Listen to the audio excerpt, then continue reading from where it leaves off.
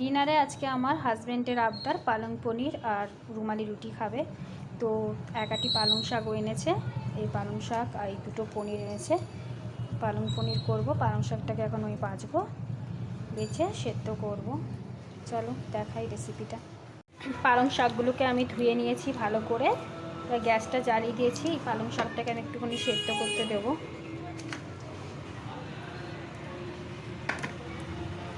পালং শাকটাকে দিয়ে দিলাম।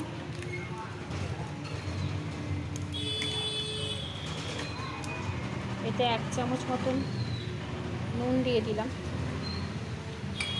পালং শাকেতে এমনি জল বেরোয়, সামান্য একটু জল দিলাম।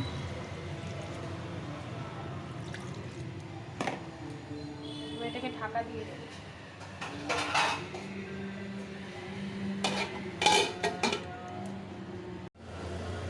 দেখো এখানে পনির দুটো খুলে নিয়েছি প্যাকেট থেকে। এগুলোকে পিস পিস করে কাটবো।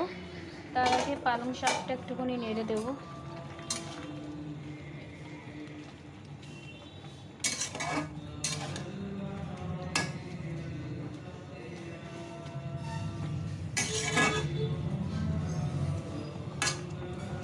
এই পালং শাক সেদ্ধ করা জলটা কিন্তু আমি ফেলবো না, এটাই আমার গ্রেভিতে কাজে লাগবে।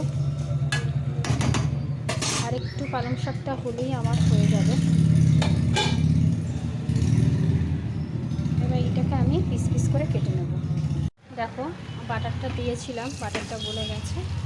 এবার আমি এখানে তেজপাতা, একটা শুকনো লঙ্কা আর গোটা গরম মশলাটা দিয়ে দিচ্ছি।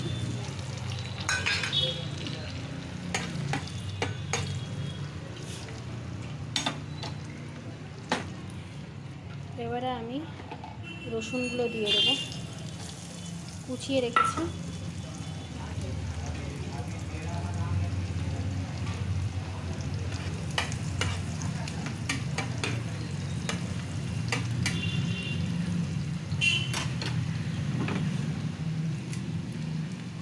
পেঁয়াজও দেবো, একটা পেঁয়াজ বড়।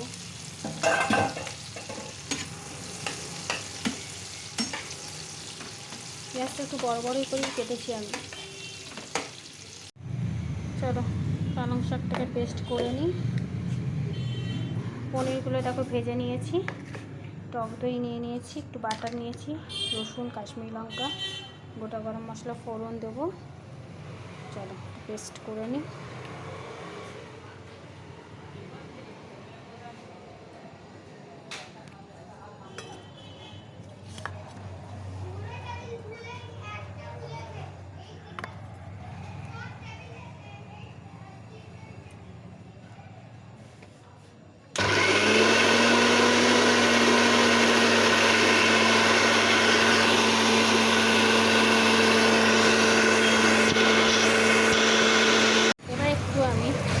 নুন দেবো, যেহেতু কড়াইশুঁটিটা দিয়েছি অল্প নুনই দেবো, কেন পালং শাকে নুন আছে সেদ্ধ করা, ওই জন্য অল্প দিলাম নুন।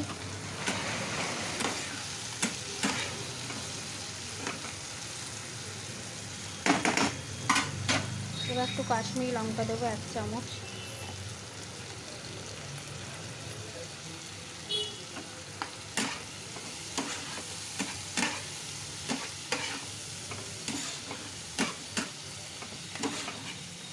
আর দেবো টক দই।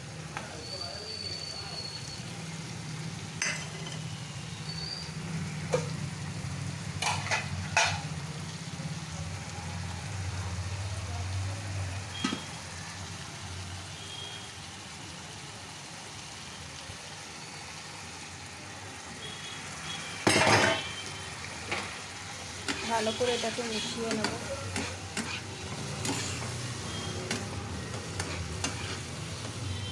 কড়া দিয়ে কালারটা দেখো। এই জলটা দিয়ে দেবো, বাটিটা ধোয়ার জলটা এর মধ্যে দিয়ে দেবো। এবার ফুটলে পরে পালং পনিরগুলো দিয়ে দেবো।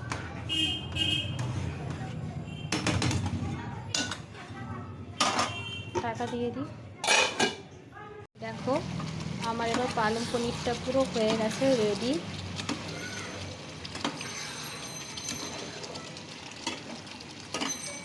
আমি এর মধ্যে এই কাসুরি মেথিটা একটু ছড়িয়ে দেবো।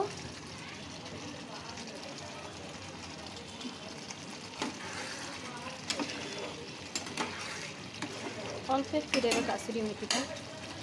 পনির আমার হয়ে গেছে, আমি আর একটু বাটার দিয়ে বন্ধ করে দেবো।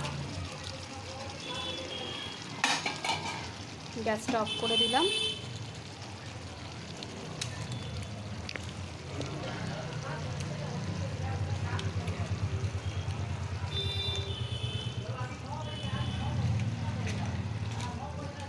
তোমাদের কেমন লাগলো রেসিপিটা জানিও।